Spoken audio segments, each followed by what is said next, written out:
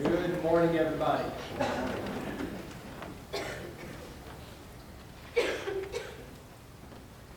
The lesson this morning will be talking about mission work. This is Mission Sunday, as we've been working with the eldership on this and mission committee discussing things. And tonight, if you would, come back and be with us again.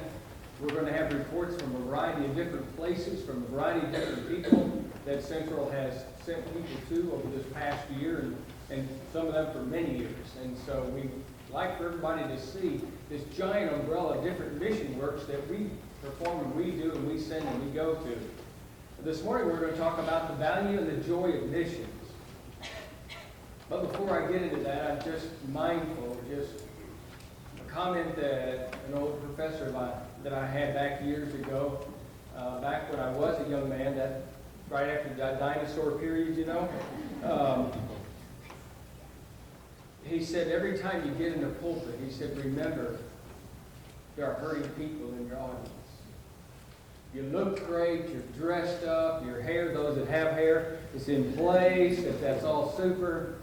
But I also know there are hurting hearts and people with burdens and struggles. But not only do I want to be aware of it, even though I'm covering a lesson may not particularly deal with that, but God knows that. And He knows you're still here in spite of that. And it not only makes a difference to Him, but it makes a difference to me and everybody else here. And so we keep on doing this.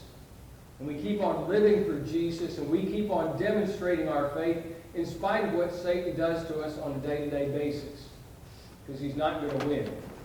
As what was already mentioned, we are victorious in who we are as Christians. And so thank you for being here. Matthew 28 is already read here about Jesus' commission to the apostles, that all authority, verse 18, was given to him on heaven and earth. And he said, go therefore and make disciples of all nations. Now be mindful, there were 12 of them standing there, actually 11 at that point because Judas had left them. And they're looking at one another as this great commission, as we call it, was being given to them. Following what he said to them about going to all nations, he says, baptizing them in the name of the Father, and the Son, and the Holy Spirit. And then teaching them is adding to that to observe all these things. So the start was becoming a Christian, being baptized into Christ. But in addition to that, there's a lot of other messages to be given to these people to strengthen them. And we're going to talk about this great commission, because that command is still alive today. That command is not just for those 11 men standing on that little hillside just before Jesus ascended into heaven. That command is for you and I today. And the reason we do mission work is because that command still burns in our heart. And the reason many of you have gone and continue to go, and the reason that all of us participated in sending, is because it is a great commission that still burns and should burn. It's right to do that.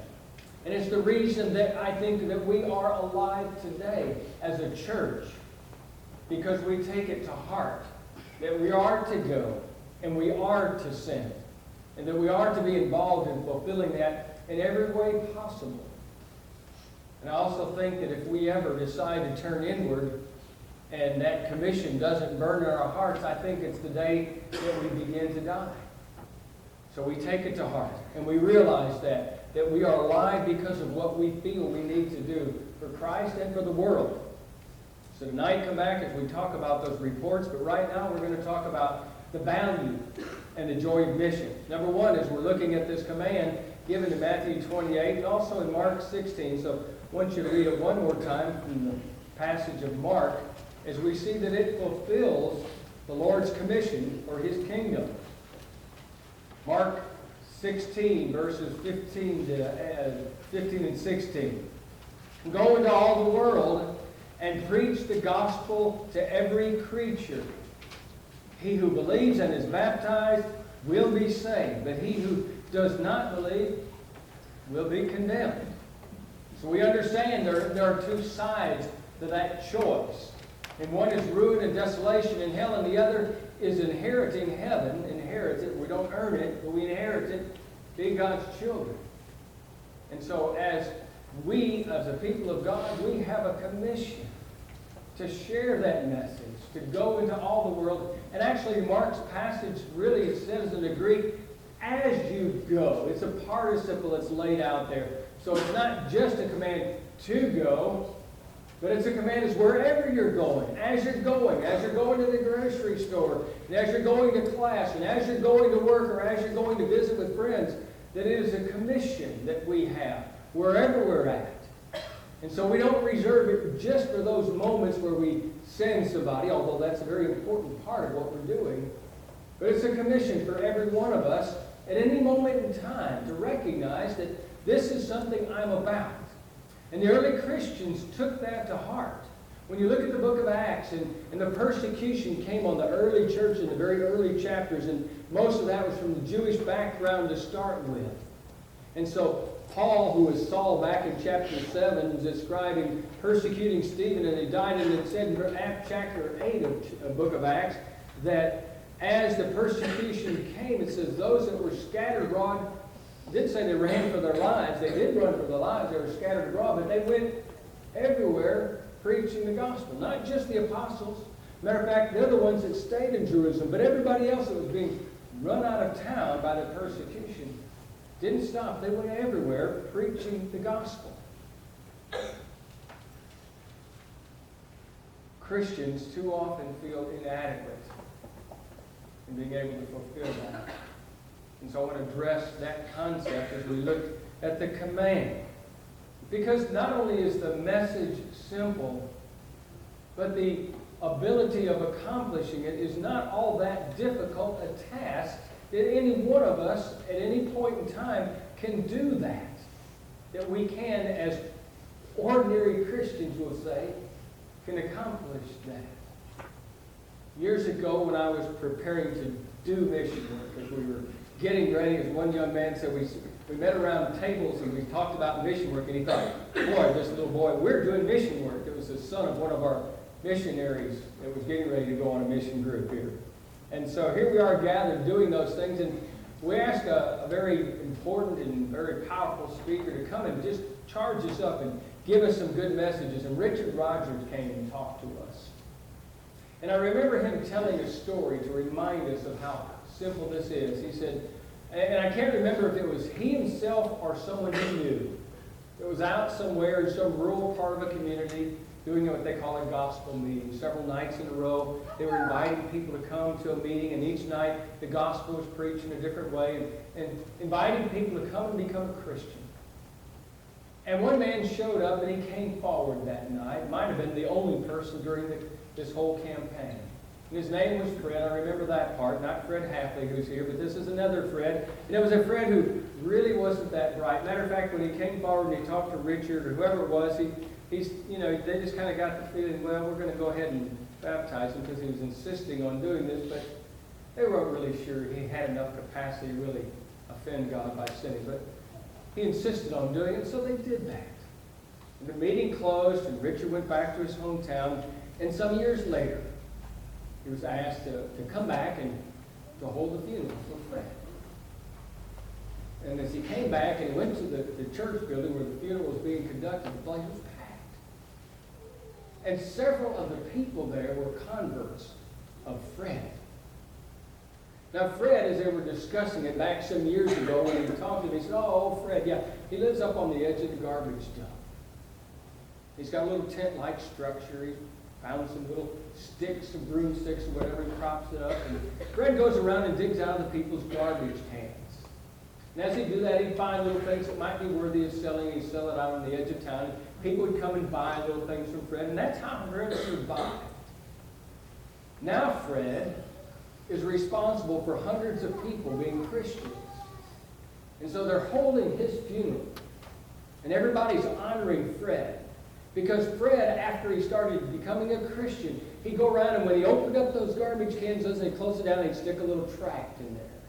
And occasionally he would knock on a door and he'd hold the tract out, and you want to talk about Jesus Christ. And he said, well, yeah, and then And so they talked for a minute. And he would beg him to come to church. And he kept on, and he kept on, and he kept on. And so there were lots of people there honoring Fred. Not for his intelligence, not for his studious ability, not for his eloquence, but because of his insistence of getting the gospel out to people. You tell me Fred didn't do important work. Inadequate in every way we could begin to imagine, but he was equipped with a burning heart to teach the message about Jesus Christ. I know of other people. We don't have time to talk about all the different ones, but I just want you to see this one part. Don't feel inadequate in being able to share the message. You don't have to know all of the Bible to know the Jesus that loves you and died for you, and we've got to be able to help other people to know him. And that's what we're about. There's a passage I want you to turn to. It's in the book of Romans, chapter 10. Paul's talking to the people of Rome, and they're just a very eloquent people, very educated people, very studious people. They were mistaken about some things, and he writes a letter and he addresses a lot of things. And as he's talking about the importance of salvation, verse 13 of chapter 10, he says, "For whoever calls on the name of the Lord shall be saved." And that's not the only thing that puts us into Christ, but it's the start. Are you ready to trust him? But then in verse 14, he throws a question out for these people of Rome that had it all together. But he says, "But how shall they call on him in whom they've not believed?" Well, they can't, you know. "And how shall they believe in him whom they've not heard?" Well, the answer is they can't. "And how shall they hear without a preacher?" He's not talking about the guy that stands in the pulpit on Sunday. He's talking about someone that just goes out and proclaims or tells it or shares the message. How are they going to hear if there's not somebody telling them, basically? Well, they can't, you see. How? How can they call on him in whom they've not believed? And how shall they believe in whom they've not heard? And how shall they hear without a preacher? And how shall they preach unless someone sends them? Well, they can't. And so we're all involved in this process of going and sending and doing, because souls have a value. As I said at the beginning of the lesson, we come in here with burdened hearts. But we come in here with troubled souls, with a value that goes beyond this life. That there's a possibility of an inheritance if the world will realize there's a value in Jesus Christ. And we've got to get the message out there. We've got to make a difference to our friends. We've got to understand that that command is there for us. But number two, there's also a joy in going and sending. For those, just for visitors particularly, because Central pretty much knows who we are and what we do. But for those that have gone on any mission trip whatsoever, just stand up just for a moment. I want you to get a visual of who we do and where we go. This is Central, people.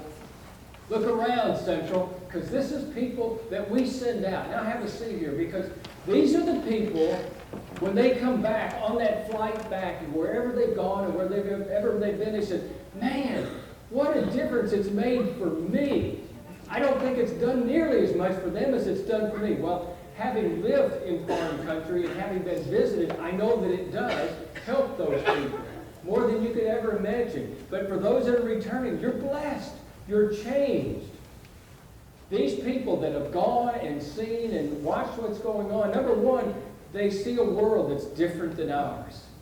They see a world without air conditioning. They see a world that has public transportation as an old bus. Maybe you're lucky to get a standing room on there.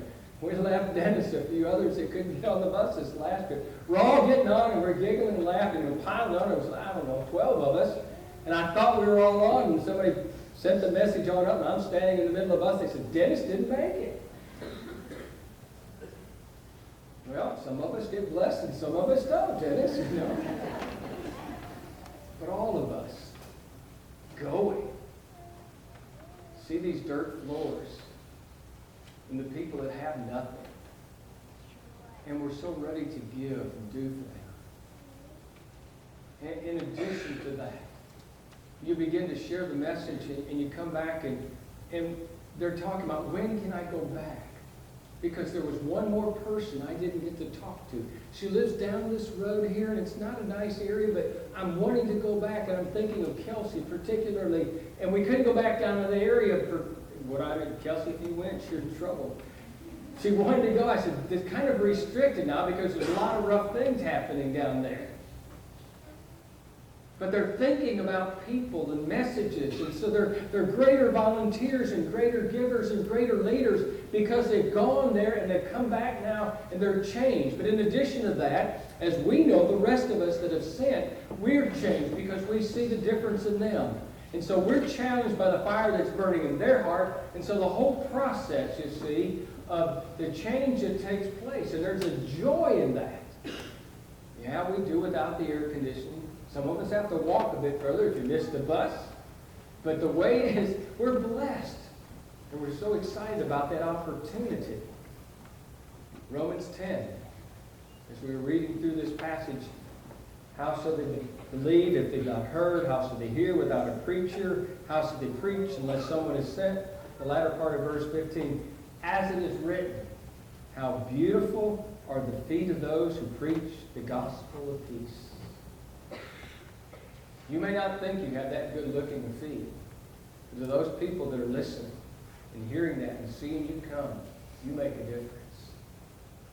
You make a difference. And those that sin. And so we get involved because there's a value and there's a joy in that. One of my favorite passages, however, is Mark chapter 10. And so when I'm not able to go, I know when the group went out to the Dominican Republic, I sent a passage. I sent it to Craig, and they were sitting in the airport, and I said, I want you to read this to them. I want them to see what the difference is in their making here. And so here's what Jesus says.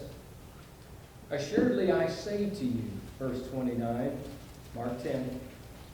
Assuredly I say to you, there is no one who has left house, or brothers, or sisters, or father, or mother, or wife, or children, or lands for my sake and the gospel's, who will not receive 100-fold.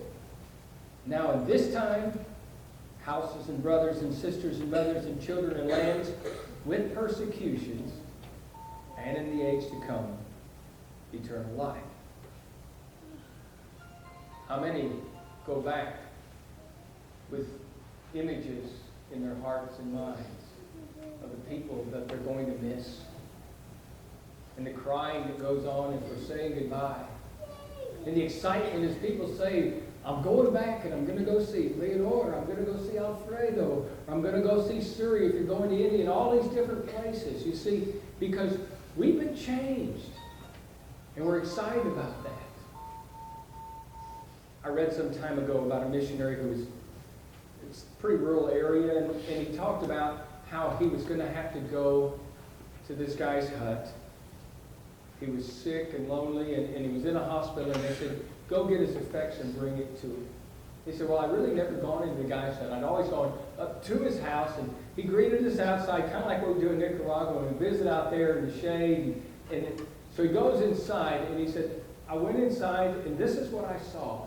A cot, a tiny little desk and a chair with a Bible on it, and nearby his bed were discarded pictures that I didn't need anymore of my family, stuck with little pins on the wall. Like, those are his treasures. For you who sin and you who have gone, you are treasures to those people. You bring a joy into their life like you could never imagine. So we keep on going, and we keep on sending, because there's a value in missions, because they're challenged. They see the love and the smiles and the enthusiasm of young and old. And so they think, I'm going to make it another year until this group comes back. And there's a value when they once return, too, because there's a fire that they bring in their lives. and they're changed. And it changes the rest of these people. 1 Thessalonians. Paul writes in chapter 3, verses 1 to 8, about this change that takes place. So he's writing to the Thessalonians, and he's sending this letter, good old missionary Paul. And he says, therefore, when we could no longer endure it, we thought if good to be left in Athens alone, we sent Timothy, our brother and minister of God, and our fellow laborer in the gospel, to establish you and to encourage you concerning your faith. So he couldn't endure it. He's going to just go do some more, because he knows there's a value. You read on through, and he talks about being encouraged. In verse 3, that no one be shaken for their afflictions and the troubles they have. In verse 5, he says, for this reason, when I Paul personally said, could no longer endure it, I sent to know your faith, lest by some means the tempter might be tempted you, and your labor might be in vain. But now that Timothy has come to us from you and brought us good news of your faith and love, that you always have a good remembrance of us, greatly desire to see us, as therefore we see you. He talks on through here about now we know. Verse 8, and now we live, if you stand fast in the faith. Makes a difference in Paul's heart, knowing they stand fast. You were making a difference, and it makes a difference in our life. We serve a gracious God. We don't deserve to be called his servants. And yet he's picked us up with the blood of his Son, washed us clean. He's put us into his kingdom, and he's given us not only the privilege to belong in some little corner, but he's given us the right to belong in his kingdom as soldiers, servants.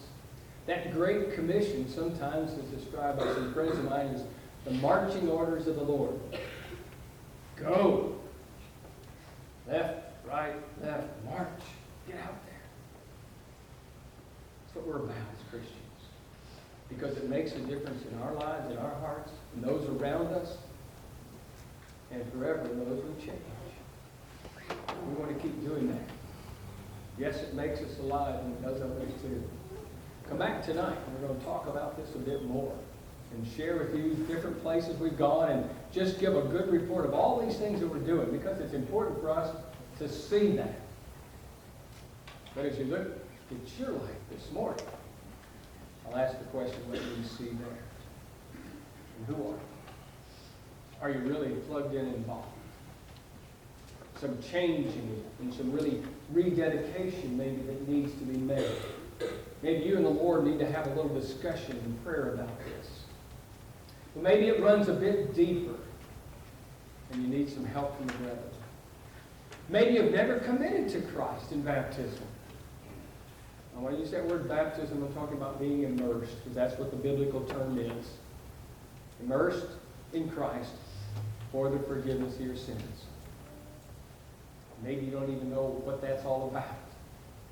But there's a lot of people around, they're willing and wanting to share that with you. And we're here to help. If you've got a need this morning and you want to come publicly and make it known, then come while we stand.